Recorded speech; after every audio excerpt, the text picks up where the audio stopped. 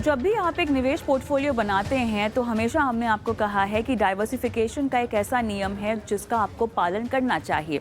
Diversification न सिर्फ large mid small cap के लिहाज से आपको करनी चाहिए बल्कि एसेट क्लासेस में भी आपको डाइवर्सिफिकेशन करनी चाहिए, यानी आपके पास सोना हो, डेट हो, इक्विटी हो, रियल एस्टेट हो, इस तरह के एसेट क्लासेस को ध्यान में रख के भी आपको डाइवर्सिफिकेशन की रणनीति अपनानी चाहिए। लेकिन अंतर्राष्ट्रीय बाजार की ओर भी आपका थोड़ा बहुत रुझान होना चाहिए। या तो उसके लिए आप एक तय मात्रा में विदेशी बाज़ारों में पैसे लगाएं, या तो आप भारतीय म्यूचुअल फंड्स के ज़रिए भी पैसे लगा सकते हैं। बहुत सारे ऐसे म्यूचुअल फंड्स हैं जो अंतर्राष्ट्रीय बाज़ार और ख़ासतौर से यूएस के बाज़ारों की हम बात करें तो उसका एक्सपोजर अपने फंड्स में रखते हैं। और अंतर्राष्ट्रीय बाज़ार को लेकर रणनीति आपको कैसे बनानी चाहिए, और ख़ासतौर से एनवीडिया की जो हमने तरक्की कहानी देखी है, जो तिमाही नतीजे आए और जिस तरह का 170% से ज़्यादा का हमने मुनाफा देखा है एक साल में होता हुआ, तो यूएस बाज़ार के स्पेसिफिक टेक शेयर्स अगर हम देखें, इन्हें अपने पोर्टफोलियो में शामिल करके आपको कितना मुनाफा हो सकता है।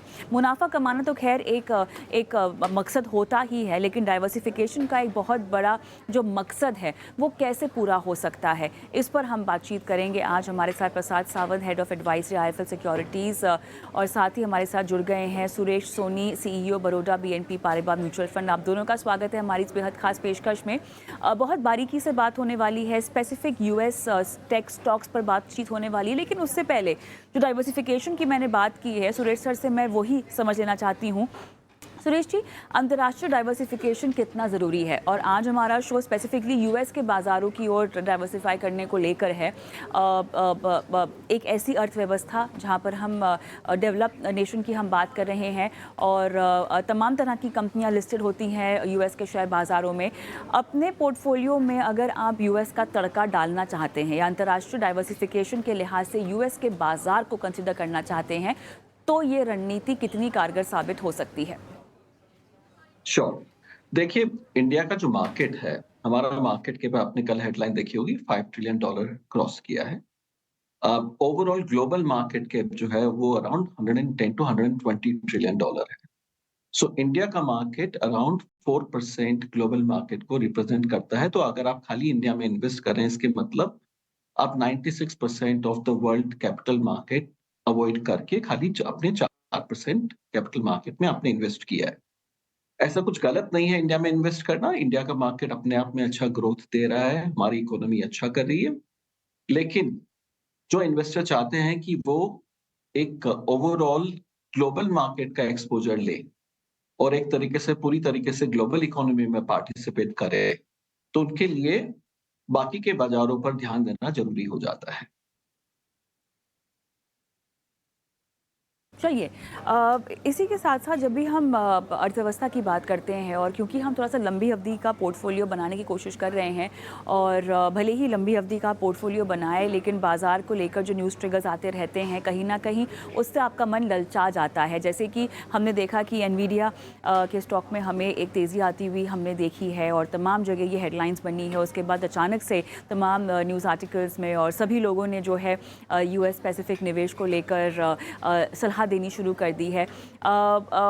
एक इवेंट को ध्यान में रखते हुए नहीं, लेकिन अगर आप योजनाबद्ध तरीके से ही डाइवर्सिफिकेशन का एक प्रोसेस फॉलो करेंगे तो शायद इस तरह के जो मोमेंट्स आते हैं जहां पर आपको फ़ायदा हो सकता है, वो ऑलरेडी आपके पोर्टफोलियो में खबर आने के पहले ही आपको उसका फ़ायदा दिखने लगे, अगर आपने योजनाबद्ध तरीके से अपने कदम बढ़ाए हैं। स्पेसिफिक हम यूएस टेक स्टॉक्स की हम बात करते हैं प्रसाद, और ऐसे में एनवीडिया तो एक ताज़ा कामयाबी की कहानी है ही है, जहां पर म्यूचुअल फंड हाउसेस का एक्सपोजर है। इसके अलावा हम मेटा की बात करें, गूगल की बात करें, माइक्रोसॉफ्ट की बात करें, तमाम तरह की टेक कंपनियां हैं जो रडार में रहती हैं, निवेशकों की भी और मेरे ख्याल से फंड्स की भी, क्योंकि इस तरह की स्टॉक्स को वो भी अपने पोर्टफोलियो में शामिल करना चाहते हैं। तो ये कौन कौन से म्यूचुअल फंड्स हैं जिनका हम यहाँ पर जिक्र कर रहे हैं, जो इस तरह के स्टॉक्स को रखते हैं, और कितना एक्सपोजर होता है इनका? या नमस्कार कविता जी। जी। तो जैसे आपने पूछा, इसके अंदर अभी अगर आप बात करो टेक्नोलॉजी सॉर्ट ऑफ स्टॉक्स जिनका इंडियन म्यूचुअल फंड्स ने एक्सपोजर लिया हुआ है, तो उसमें Motilal Oswal Nasdaq 100 ETF fund है, जो सबसे पहले आया था, और मेरे ख्याल से सबसे ज़्यादा आज के दिन में निवेश इसी फंड में है, लगभग 4,500 करोड़ का निवेश ये फंड में है। इसके अलावा मेरा एसेट का एक फंड है जो फैंग प्लस ईटीएफ स्टॉक्स का है, और एडलवाइस का एक टेक्नोलॉजी सेक्टर रिलेटेड एक फंड है जो पूरी तरह से टेक्नोलॉजी स्टॉक्स पे ही इन्वेस्टमेंट लेता है। तो जिन स्टॉक्स की आपने बात की, जैसे कि एनवीडिया हो गया, फिर माइक्रोसॉफ्ट, गूगल, ये जो वेल नोन नेम है, हर किसी को पता है कि इनके जो प्रोडक्ट्स बताओ, या फिर गूगल या फिर माइक्रोसॉफ्ट, ये ओवरऑल सबके मुँह पे है, बिकॉज़ इनके प्रोडक्ट्स हम लोग रेगुलरली यूज़ करते हैं। तो ये 4-5 जो स्कीम्स है, इसके अंदर आपको ये पर्टिकुलर स्टॉक्स मिल जाएँगे, और जैसे-जैसे इन स्टॉक्स के अंदर ग्रोथ आएगी, ऑटोमैटिकली ये म्यूचुअल फंड्स का इन पर्टिकुलर स्टॉक्स के अंदर एक्सपोज़र होने की वजह से आपको भी बहुत अच्छा रिटर्न मिलेगा।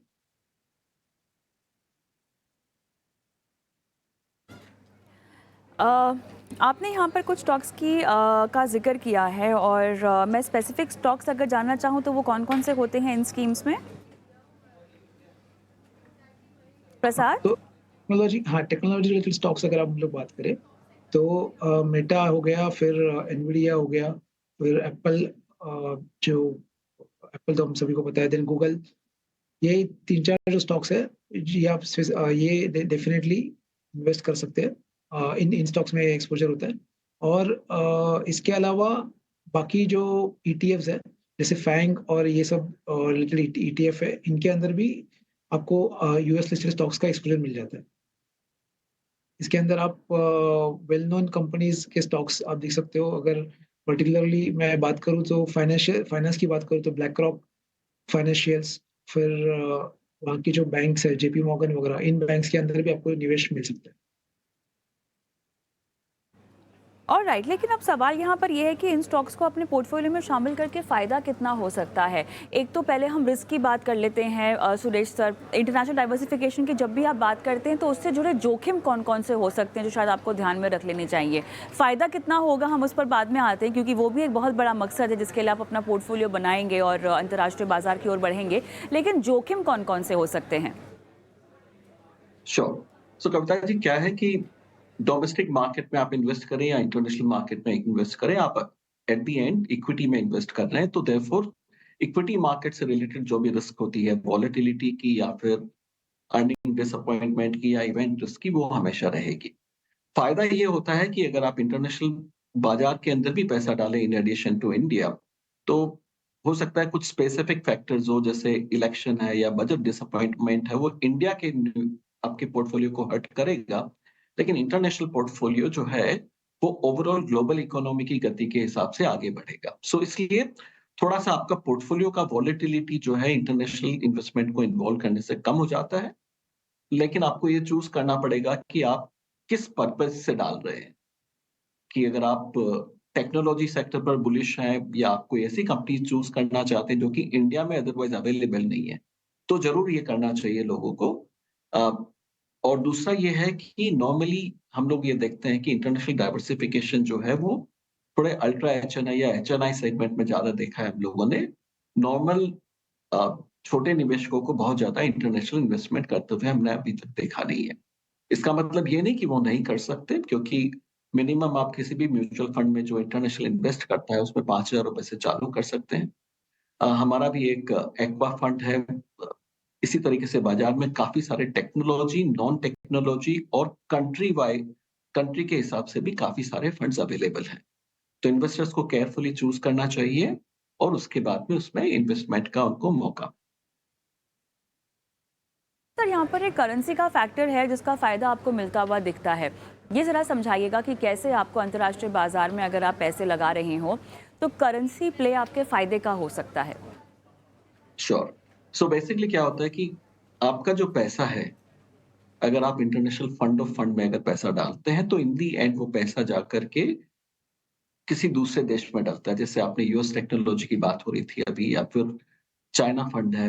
तो इनमें अगर आप डालेंगे तो एट द एंड जो पैसा है, वो वहाँ के किसी फंड में डलता है, और वो पैसा जब ट्रांसलेट होता है इंडिया में, तो आपको जो करेंसी का डिफरेंस होता है, उसका भी इम्पैक्ट आता है in addition to market impact. अब हमने लंबी अवधि तक ये देखा है कि रूपी डॉलर का अगर हम देखें, तो over last 10 years on an average rupee करीब-करीब 3.5 से 4% पर एनम के हिसाब से डॉलर के सामने गिरा है। Over a long period of time, ऐसा नहीं कि हर साल 3.5% होगा, लेकिन एवरेज अगर पिछले 10 साल का अगर निकाला जाए तो 3.5 से 4% रुपी जो है डॉलर के सामने गिरा है। तो अगर आपका मार्केट का रिटर्न 12% है यूएस डॉलर के यूएस इक्विटी मार्केट का रिटर्न समझिए 10 या 12% है, तो इंडियन रुपी इन्वेस्टर को कम से कम 3, 3.5 से 4% एक्स्ट्रा रिटर्न मिल जाएगा इंडियन रुपी टर्म्स में, तो उनका रिटर्न 14 से 16% हो जाएगा अगर 10 से 12% रिटर्न वहां के बाजार का है। तो in addition to the market return, you also benefit from the currency return if the currency has moved in your favor. अगर आपके अगेंस्ट चला गया है करेंसी तो ऑफ कोर्स आपका रिटर्न उस हद तक कम भी हो जाएगा।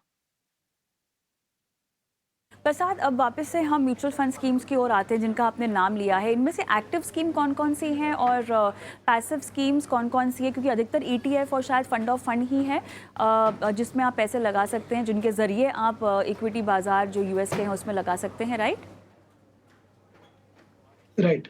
तो मोस्ट ऑफ जो है स्कीम्स वो ईटीएफ है और फंड ऑफ फंड भी है। तो इसमें एक्टिव मतलब आपने इन्वेस्टमेंट के लिए आप पूछ रहे हो एक्टिव या पैसिव, या फिर is it like fund of fund sort of you asking? से पूछने की कोशिश कर रही हूँ कि अधिकतर फंड्स जो हैं वो पैसिव ही हैं या कोई एक्टिव स्कीम्स भी हैं जिनमें स्पेसिफिक यूएस कंपनियों के स्टॉक्स हैं? हाँ, तो DSP US flexible equity fund जो है वो पर्टिकुलर स्टॉक्स में इन्वेस्टमेंट करता है, ना कि वो एफओएफ है। बाकी मोस्ट ऑफ जो फंड्स है वो एफओएफ ही है। तो उसके अलावा फ्रैंकलिन का जो यूएस अपॉर्चुनिटीज फंड है वो भी डायरेक्ट स्टॉक्स में इन्वेस्ट करता है। तो अब ये बताइए मुझे प्रसाद कि किस तरह का डिफरेंस हो जाता है कोई अगर एक्टिव स्कीम की ओर अंतर्राष्ट्रीय एक्सपोजर ले और कोई अगर पैसिव स्कीम या इंडेक्स या फंड ऑफ फंड या ईटीएफ के जरिए ले, तो इसमें फ़र्क क्या है? बहुत अच्छा सवाल पूछा कविता जी। इसमें सबसे बड़ा फ़र्क ये है कि जब आप कोई ईटीएफ लेते हो तो ऑब्वियसली ईटीएफ या फिर फंड ऑफ फंड लेते हो तो या फिर इंडेक्स फंड लेते हो तो वो पर्टिकुलर फंड ऑलरेडी ऐसे फंड में इन्वेस्ट करता है जिसका वेटेज और उसकी एक पर्टिकुलर जो प्रोफाइल है ऑलरेडी क्रिएटेड है और उसके अकॉर्डिंगली आपका रिटर्न आप पहले से एक एक्सपेक्टेशन लेके रख सकते हो। बट जब कोई पर्टिकुलर एक्टिव स्कीम है मार्केट में जो डायरेक्टली स्टॉक्स में इन्वेस्ट कर रही है, यूएस लिस्टेड स्टॉक्स में इन्वेस्ट कर रही है, तो वहाँ पे थोड़ा-सा फंड मैनेजर का उसके अंदर परफॉर्मेंस हमें देखना पड़ता है। बिकॉज़ फाइनली वो फंड मैनेजर कौन से स्टॉक्स में इन्वेस्ट करेगा और उसने उसके लिए क्या इन्वेस्टमेंट फ्रेमवर्क अपनाया है, वो हमें देखना पड़ता है। Otherwise in case of ETF या फिर फंड ऑफ फंड में ऑलरेडी वो पर्टिकुलर स्कीम एक पर्टिकुलर फॉर्मेट को फॉलो करती है जो यूएस में पहले से ही यूएस की जो बॉडीज़ होगी, उन्होंने पहले ही वो फॉलो किया रहेगा और उसके अकॉर्डिंगली आपको रिटर्न मिल सकता है। तो ये जो फ़र्क है एक्टिव और पैसिव का, और एक्टिव में थोड़ा-सा आपका रिस्क ज़्यादा है एज़ कम्पेयर्ड टू पैसिव। क्या डायरेक्टली हम यूएस स्टॉक्स भी खरीद सकते हैं? भारतीय निवेशक क्या डायरेक्टली यूएस स्टॉक्स भी खरीद सकते हैं? Yes, yes. सो अभी इंडिया में लगभग 2 से 3 प्लेटफ़ॉर्म अवेलेबल है जिनके थ्रू आप निवेश कर सकते हो। आईएफएल सिक्योरिटीज़ में हम लोगों ने स्टॉकल के साथ टाई अप किया हुआ है। स्टॉकल एक प्लेटफ़ॉर्म है जिसके through direct US listed stocks भी आप बाय कर सकते हो और उसके लिए प्रॉपर केवाईसी आपका होना चाहिए। But it's a online process, online process के थ्रू आपका अकाउंट एक्टिव हो जाता है।